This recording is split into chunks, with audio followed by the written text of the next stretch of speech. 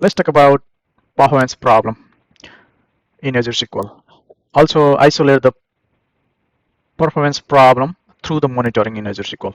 So basically in this video, we will be talking about to isolate the performance problem through the monitoring in Azure SQL. So we'll be running SQL queries on Azure SQL, and then we'll identify if there is any issue or bottleneck on any problem through the CPU uses, and then we'll be identify where that problematic query is. So this is what we are going to cover in this demo.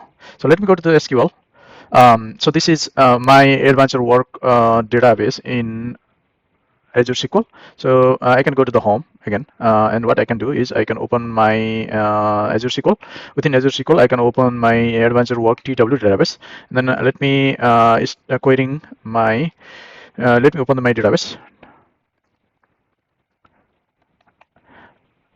Okay, this is my database, and let me do this is advanced work database. So let me run a couple of script here, like select star from product, maybe, right?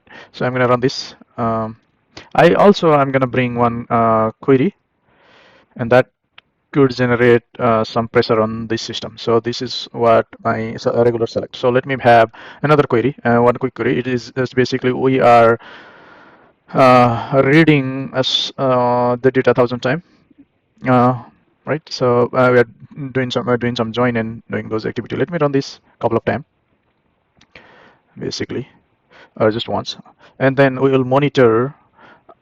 So basically, it's taking 10 seconds right now, right, to run this query. The earlier select star from didn't take that much of time, so this is taking a little longer. So we'll identify later on. So how we can do that? That is the main goal for this video. So in order to do that, let it run. I can go to the monitor section to monitor my database. So in order to go, there is a monitor section right here. Expand that monitor section, and then I can go to the matrix here. I can go to the matrix. Click on matrix. I think I wanted to wait, otherwise my change will not be saved. Let me quickly add here. Wait here before go to the monitor section. Let me let it run.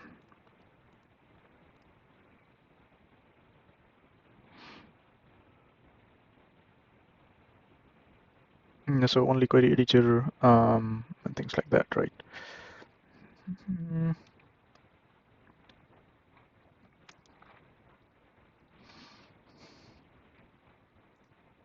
So what we are doing here is we are giving some pressure on a SQL Server.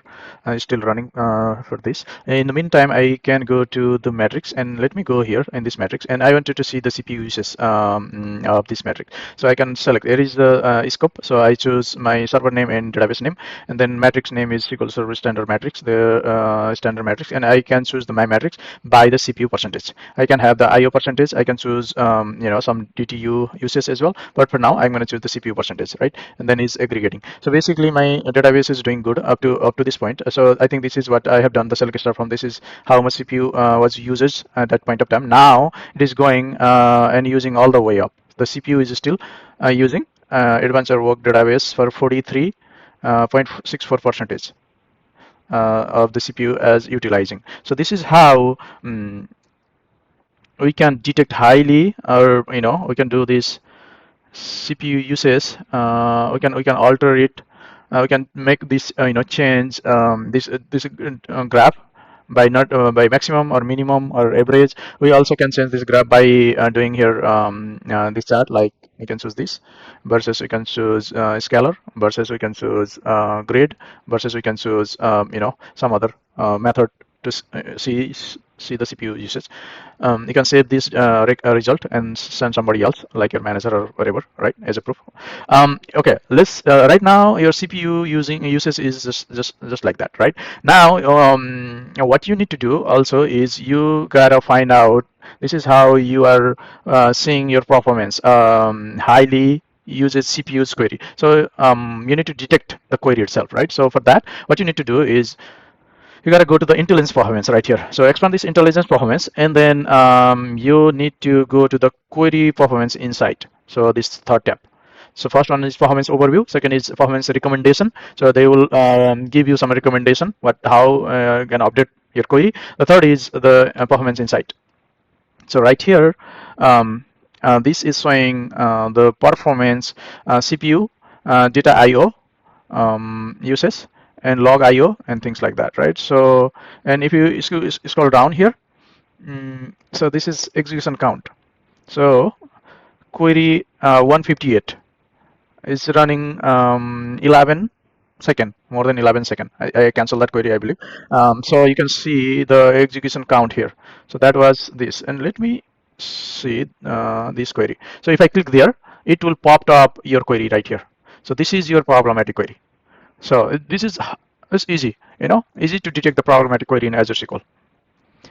So again, so this is your problematic queries. I just send you over here, and you can do some other analysis as well, CPU, I/O, log, and things like that. And you can see the recommendation how to fix this query to as well. There is no option display at this point of time, but what we have done here, long running query. You can go to the long running query as well, and then you can select this longest running query, and then you see the actual query here, and you can work for fix. So this is all I wanted to cover in this video. Basically, isolate the performance problem through the monitoring and detect your high CPU usage query from the intelligence performance. So matrix versus intelligence performance are two item to work with problematic query. And this is all I want to cover in this video. Thank you so much for your time. Bye for now.